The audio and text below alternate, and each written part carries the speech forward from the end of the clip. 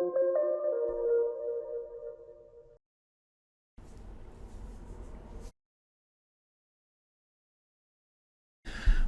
hi everyone, and welcome back to Product Training with Blue Triangle. I know it's been about a month or so since our last training, and that's because I've been helping out with some other teams here in Blue Triangle to balance a little workload, but all to say, I'm happy to report we're back to our weekly trainings. So today we're going to talk about custom data fields. So custom data fields in Blue Triangle allow you to configure data collection for custom fields or custom numbers and report on that data in the Blue Triangle portal. So in the session today, we'll be discussing what kinds of fields are available, how to configure them, and how to view the data in the Blue Triangle portal. Alright, my name is Mark, and I'm the support manager here at Blue Triangle. And I'm happy to announce, and I'd like you all to meet my new puppy Benji. He is a lab mix. He's about 13 weeks old right now. So as you can imagine, that's been both very exciting and very exhausting. But it's been a great experience so far, and I'm looking forward to it, moving forward. But anyway, so moving on with the session today. If you're new to our product trainings, we do these sessions each week about various topics related to web performance or analytics, and ultimately how to use the Blue Triangle portal to solve problems. Alright, so let's go ahead and get started. So this is the agenda for today. We're going to discuss what custom data fields are available, how to configure the data collection. We'll go through how to view the data in Blue Triangle, and ultimately we'll end with a walkthrough with some examples in the Blue Triangle portal. Okay, so first up, custom data field types. So there's three of them. There's custom categories, custom variables, and custom numbers. So we're going to walk through each of those and describe their use right now. So first up, custom categories. These are text or string data, and it's collected from the page. What's unique about the custom categories is they're going to appear as a custom filter option in the Blue Triangle portal. So if you're in Blue Triangle and you click that filter icon up in the top right and you scroll all the way to the bottom, if you have any custom categories configured, you'll be able to see those and choose from the various options or values to filter down your reports. So as far as the configuration goes, obviously you'll need to specify a JavaScript variable or some kind of code to collect the data. You'll want to include a display name as well. So what the name of the category to display as the name of the filter, and elsewhere that it shows up in the portal. And then you can also specify valid values. So valid values are, as it sounds, they are the values of the custom categories that are allowed, and any other values that come through are going to be discarded and just grouped into a bucket called parentheses other. And parentheses other is just a kind of like a reserved system term that we use to group anything else that's not a valid value. Now, you don't have to use valid values. You can just leave that configuration blank and let all the values come through, but it is there for you to use if you'd like. So getting into the limitations, so it's important to note there are 5 of these custom categories allowed. You can specify up to 100 valid values. And then down below, there's some limitations describing the configuration fields and how big the values from the page can actually be.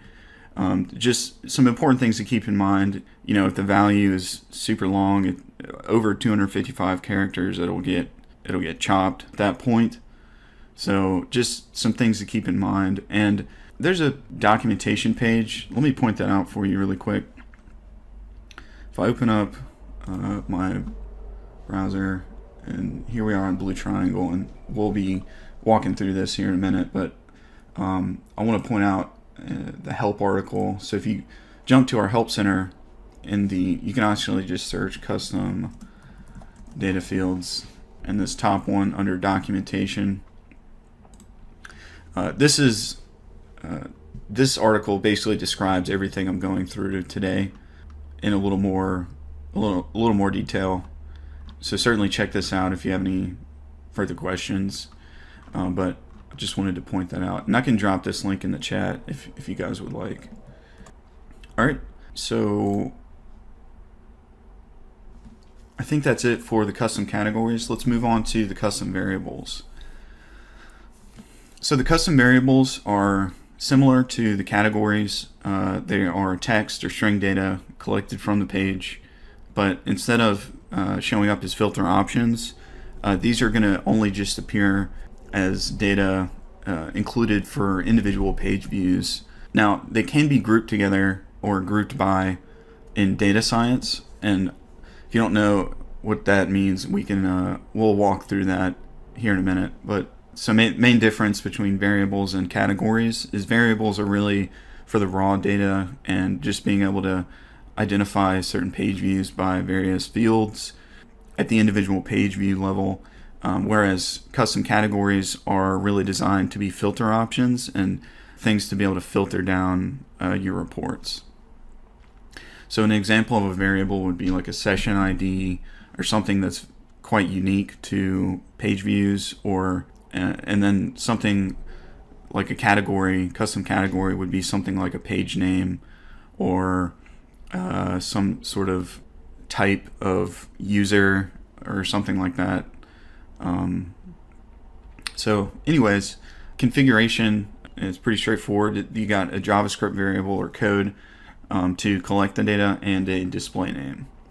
So getting into the limitations, there are 10 of these allowed, and then of course down below there are some limitations to the number of characters in the configuration, as well as the limitation on the custom variable value. Alright, and the last custom data field is custom numbers. So this is obviously numeric data, and this is going to appear on your trend graphs in Blue Triangle. So this would be custom metrics that you'd like to trend, performance metrics or any sort of other metrics that you'd like to see on graphs. And the configuration is the same as the variables. You get you specify a JavaScript variable or some code to collect the data from the page, and then you just specify a display name. So up to 20 of these custom numbers are allowed. The same limitations apply to the variable or code and the display name in the configuration. And then the values themselves are limited to 30 digits and 6 decimal places, which should be plenty for most situations. So I think that one is pretty straightforward. But so let's talk now about how to configure this stuff, and then we'll get into a walkthrough in Blue Triangle. So the configuration is going to need to be done by someone on the Blue Triangle team. You're welcome to write the code or the variable yourself, but we need to go through some thorough testing before we put it into place, just because issues can occur and we don't want any problems to arise from an invalid syntax error in JavaScript or something like that. So basically, to configure this stuff, reach out to your customer success manager or your Blue Triangle account representative, and they will be happy to help you out. You can also ping us at support, and we can help you out with it as well, and that is support@bluetriangle.com. Now, if we don't immediately configure this for you, we can connect you with our customer success team, who typically manages the configuration of these things.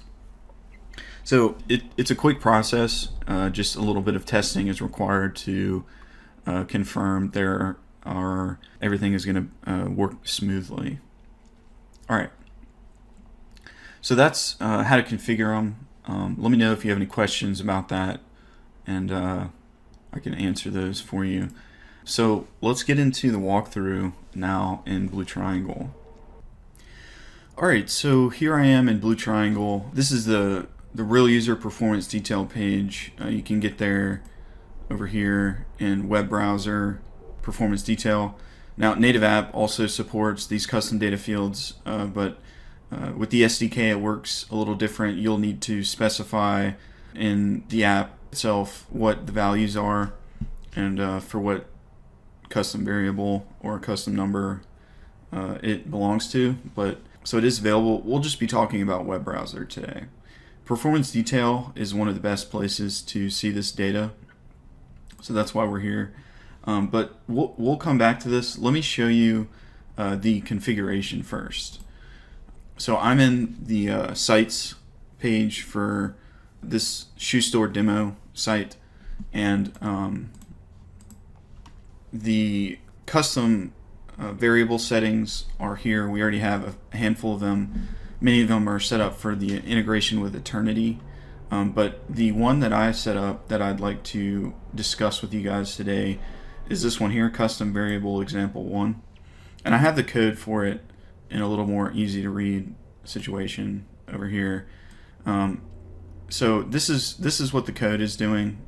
It's basically instantiating an array of a few things. These are the values, and it's just going to choose a random value, a random element in that array, and return that. So it's pretty straightforward. It's not actually scraping anything from the page, but certainly we could do that. But just as an example, this is what the custom variable is doing.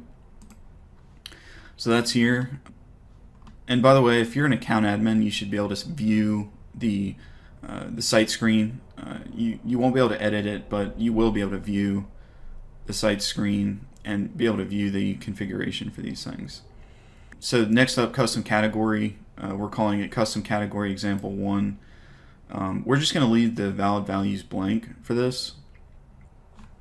But as far as what the code is doing, let's see here. So what I did for this example is I kind of copied some of the page name logic. So we're saying if the location.href is this, we're going to call it the home page. If the href includes my-account in the string, it's going to call the custom category my account, the value of it. And then if if product is in the URL, we're going to call it the product page. Everything else, just call it all other pages, right? And we're going to return that value. So this is what the custom category is doing. And so basically we're going to get one of these 4 values as a result.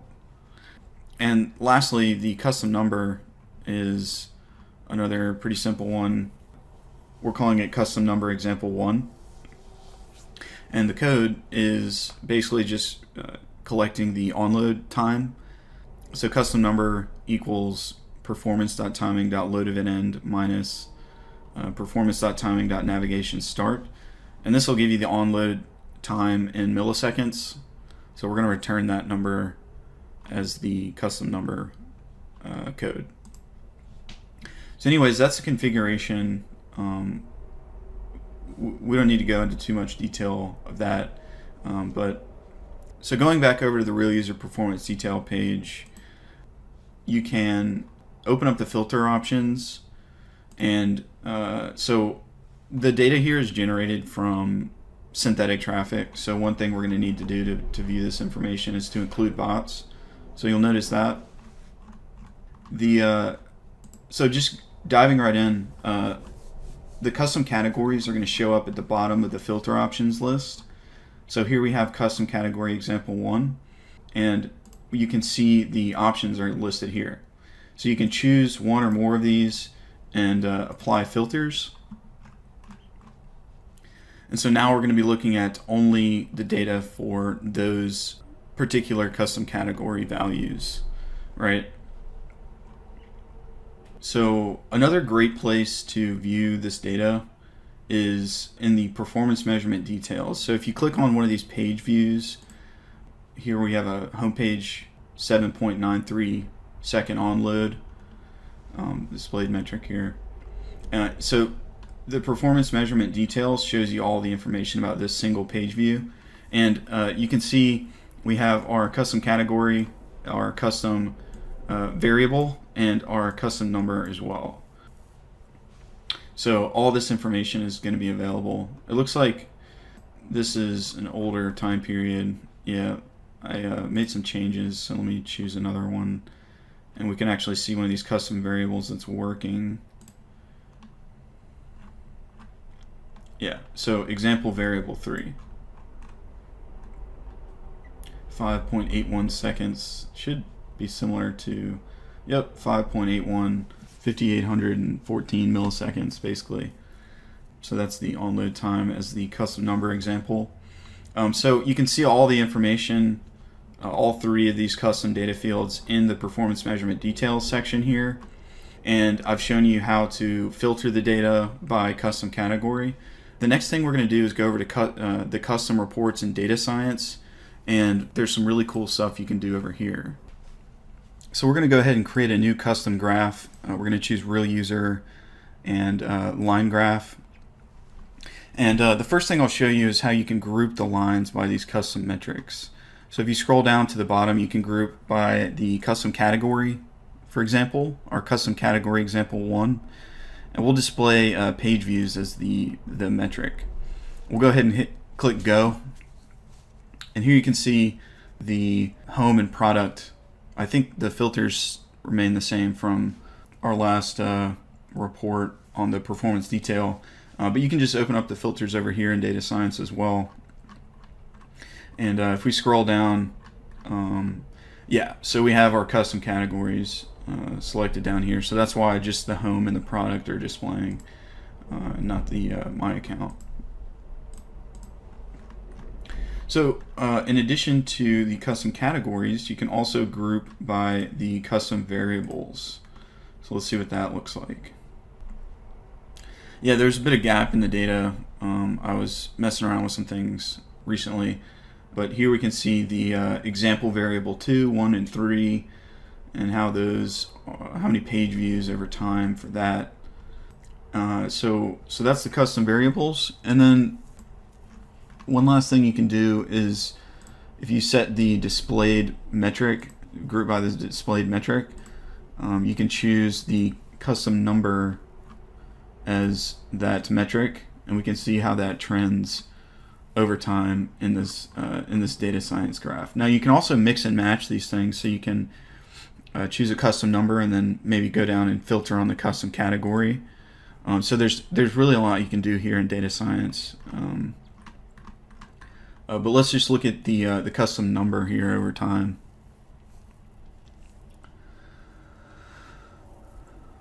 All right, and like I mentioned, this is onload time in milliseconds that we're collecting. So you'll see 3,266. You know, that's just 3.266 seconds. You can see the average down here as well. So that's a quick kind of summary on how you can use the real user performance detail and the data science to report on these custom data fields. Now, I think I'm going to pause there and get into some questions, and we'll go on from there and cover anything else that I may have missed. All right, so I'm going to pull the slides back up and check the questions now.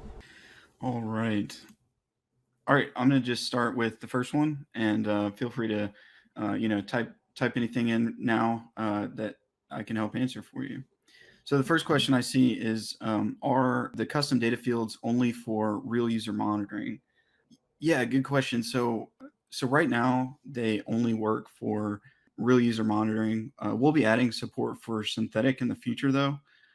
And just to clarify, I may not have made this super obvious. With our shoe store demo site, we have some synthetic monitors hitting it. It's actually at demo.bluetriangle.com. and not a lot of real user traffic comes here, obviously. So looking at the bot traffic from our synthetic monitors that are hitting it makes this demo much easier. So that's why I was talking about including bots in the filter options. All right. All right. The next one is I just got my custom categories set up, but there are no filter options in the dropdown. Sure. So that is only going to be an issue for you for the next maybe 2 to 3 hours.